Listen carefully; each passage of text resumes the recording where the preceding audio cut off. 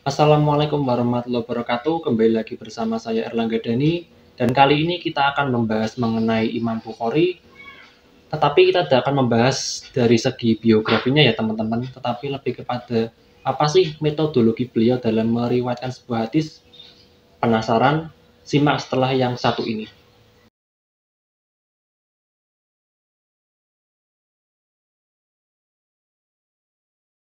Baik, mengenai Imam Bukhari sendiri, memang bisa dikatakan beliau ini cukup masyhur ya di kalangan kita. Bahkan kitabnya sendiri ini boleh dikatakan dijadikan rujukan oleh para ulama sebagai sumber kedua setelah Al-Quran. Nah ini cukup luar biasa ya. Mengenai Imam Bukhari sendiri, sebenarnya nama asli beliau itu bukan Bukhari ya, tetapi Muhammad bin Ismail bin Mughirah al-Bukhari. Nah, Al-Bukhari sendiri itu merujuk pada daerah tempat asalnya dan tempat kelahirannya yaitu di daerah Bukhara yang sekarang masuk dalam wilayah Uzbekistan dan dulu itu termasuk dalam wilayah Uni Soviet. Nah, beliau sendiri itu memulai belajar hadis pada usia 10 tahun. Nah, ketika usia 16 tahun beliau sudah mulai rihlah melakukan perjalanan mencari hadis ya. Dimulai dari Bukhara kemudian berlanjut ke daerah Syam, kemudian berlanjut ke Hijaz dan juga ke negeri Irak. Nah, usia 18 tahun beliau sudah memulai menulis kitab yang bernama Tarikhul Kabir. Nah, bisa teman-teman cari itu ada beberapa sejarah perawi sahabat ya, kemudian perawi dari kalangan tabiin dan juga tabiut tabiin, bahkan guru-gurunya sendiri. Ini cukup luar biasa ya, umur 18 tahun mungkin kita belum apa-apa ya. Nah, mengenai kitabnya sendiri, Sahih Al-Bukhari, ini bisa dikatakan kitab hadis yang paling sahih ya. Kemudian ada juga kitab Sahih Muslim. Nah, bisa dikatakan menurut para ulama, suatu hadis dikatakan sahih syaratnya itu kan apabila memenuhi syarat Bukhari Muslim ya. Nah, ini makanya boleh dibilang kalau misalkan ada satu hadis kalau tidak memenuhi syarat keduanya ini tidak bisa dikatakan sahih. Nah, mengenai metodologinya sendiri, memang Imam Bukhari ini cukup ketat dalam menyeleksi sebuah hadis. Jadi apabila beliau ini menemukan sebuah hadis dari seorang guru ataupun seseorang yang menyampaikan hadis, maka sikap yang pertama beliau kedepankan adalah skeptis. Nah ini, jadi ketika dia menerima informasi, dia akan bertanya dulu, kamu dapat informasi dari mana? Apakah informasinya ini berasal dari seseorang yang dapat dipercaya? Nah, itulah disebut sebagai skeptis. Nah, dalam periwayatan hadis, memang ada beberapa persyaratan ya, sebuah hadis dikatakan sahih menurut para ulama seperti yang saya sampaikan dalam video saya sebelumnya, yaitu seperti ketersambungan sanad, kemudian rawi yang adil, rawi yang dobit, ini dari sisi perawi ya. Nah, Imam Bukhari itu pun juga demikian. Beliau ketika melakukan perjalanan hadis kemudian sampai di suatu negeri, ketika dia menemui seorang guru ataupun bahkan seorang yang membawakan hadis, maka beliau ini melakukan penelitian terhadap orang itu. Apakah orang itu ketika dia menerima hadis dari orang sebelumnya, dia pernah hidup sezaman atau bukan? Kemudian ada tidak proses pendengar antara beliau yang orang beliau ini teliti terhadap orang yang menyampaikan hadis terhadap beliau. Kemudian yang kedua adalah hidup sezaman. Ini syarat Bukhari. Nah, bahkan dikatakan juga Bukhari ini ketika menyelesaikan sebuah hadis, kalau misalnya ada seorang perawi yang berbohong satu kali saja, ini hadisnya jelas ditolak makanya. Makanya Imam Bukhari sendiri ini bahkan mengaku sudah menghafal 100.000 hadis sahih dan juga 200.000 hadis yang doif. Nah, dalam kitabnya sendiri itu ada sekitar 9.082 hadis dan 2.086 hadis tanpa pengulangan. Jadi konsekuensinya adalah apabila ada 2.000 hadis yang diriwayatkan oleh Imam Bukhari yang ditulis dalam kitab Sahih Bukhari, ada hadis-hadis lain yang tidak ditulis oleh Imam Bukhari yang mungkin bisa dikatakan di kitab lain pun ada. Makanya kalau kita memahami satu hadis itu jangan merujuk pada kitab Sahih Bukhari saja ya. Karena dari kitab Sahih Muslim, kemudian Sunan Abu Dawud, Sunan At-Tirmizi, Sunan Ibnu Majah, Sahih Ibnu Khuzaimah, kemudian ada lagi kitab Sahih Hibban dan sebagainya. Nah, mengenai syarat yang pertama tadi selain ketersambungan sanad, ada juga syaratan lain yaitu rawi yang dobit. Nah, rawi yang dobit di sini Imam Bukhari menyaratkan apabila beliau menemukan seorang perawi hadis, orang itu harus memiliki hafalan yang sempurna. Bahkan orang itu harus dicek apakah hafalannya ini sama dengan gurunya, dan juga disamakan pula dengan hafalan murid-murid lain yang menerima dari gurunya. Kemudian selain itu juga orang itu harus cermat dan juga jujur, dan selain itu juga tidak ada keraguan dalam meriwayatkan hadis dari Nabi. Nah, kemudian yang ketiga yaitu rawi yang adil. Ini bahkan rawi yang adil di sini bukan berarti adil seperti yang kita bayangkan ya. Di sini adil itu berarti orang itu harus terbebas dari kefasikan yang dapat meruntuhkan martabat sebagai seorang rawi. Seorang perawi hadis itu kan nanti kan apabila dia diriwayatkan oleh seseorang yang menulis dalam kitabnya, tentu kan kalau misalkan orang itu bermasalah, nanti kan menjadi evaluasi sendiri. Bahkan tidak hanya bagi perawi hadis itu sendiri, tetapi bagi umat Islam. Makanya juga dicek juga apakah kepribadiannya ini layak disebut sebagai perawi hadis yang terpercaya. Nah, fasik di sini berarti orang itu harus terbebas dari maksiat, tetapi bukan seperti Nabi ya.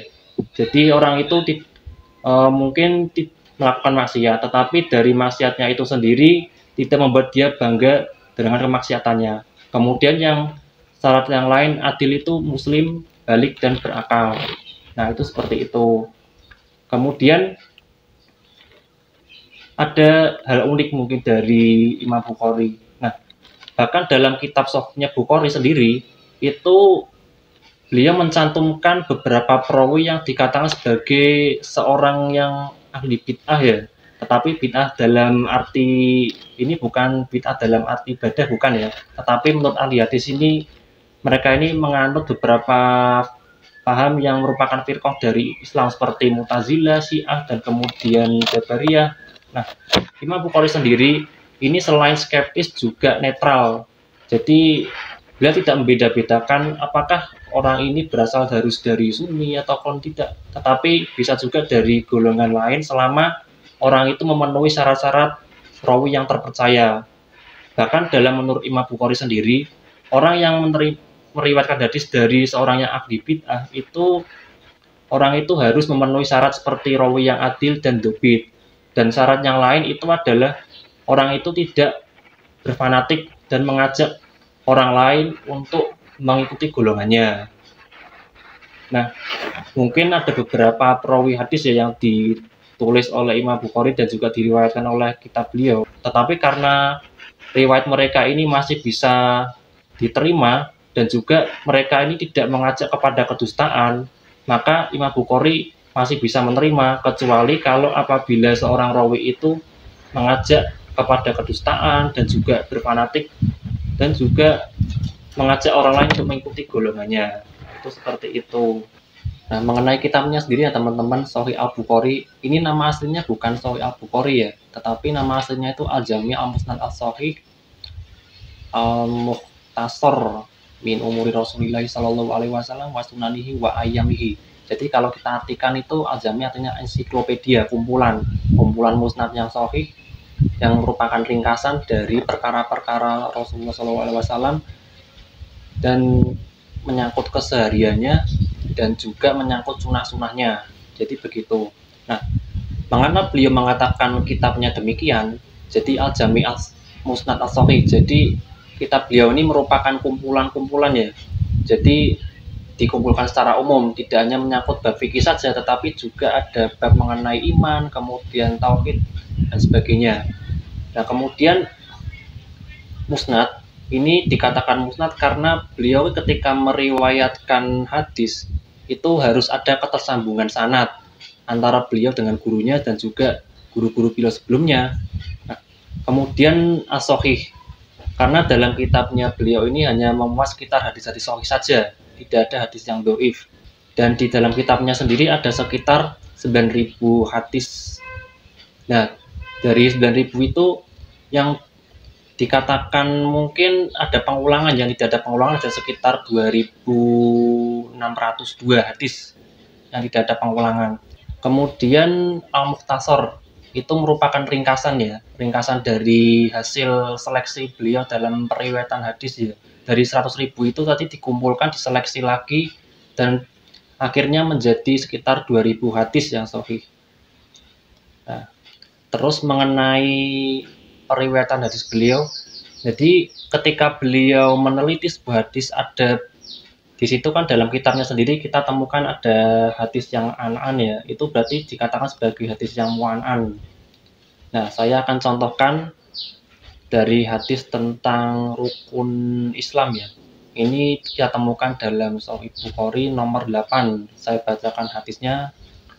Haddatsana Ubaidullah ibnu Musa qala akhbarona Abdullah ibnu Abi Sufyan an Ikrimah ibnu Khalidin an Umar radhiyallahu anhu qala Rasulullah sallallahu alaihi wasallam bunyal Islam ala khamsin syahadati alla ilaha illallah wa anna muhammadar rasulullah wa iqamis sholati wa ita'uz zakati wal haji was shaumi ramadhana.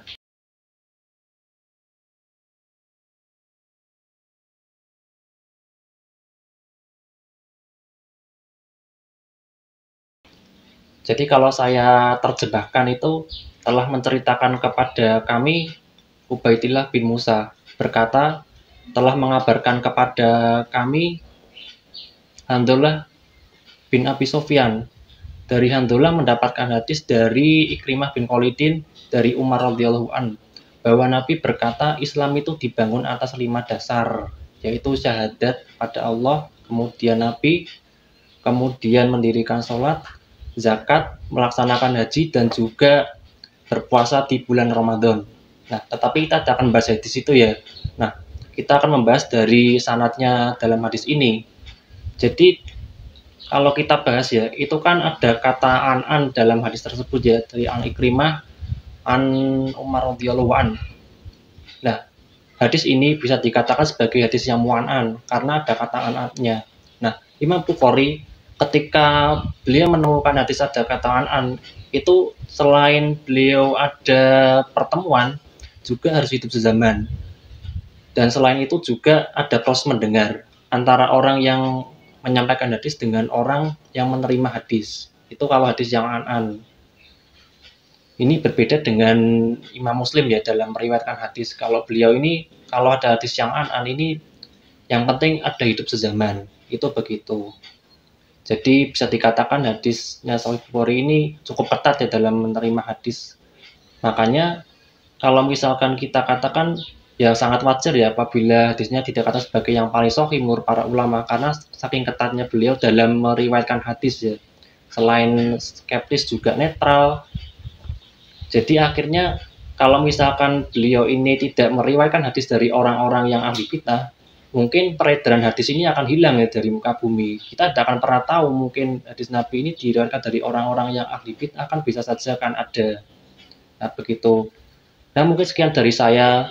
Apabila mungkin ada pertanyaan dari teman-teman ataupun saran ataupun kritik bisa disampaikan di kolom komentar. Sekian, wassalamualaikum warahmatullahi wabarakatuh.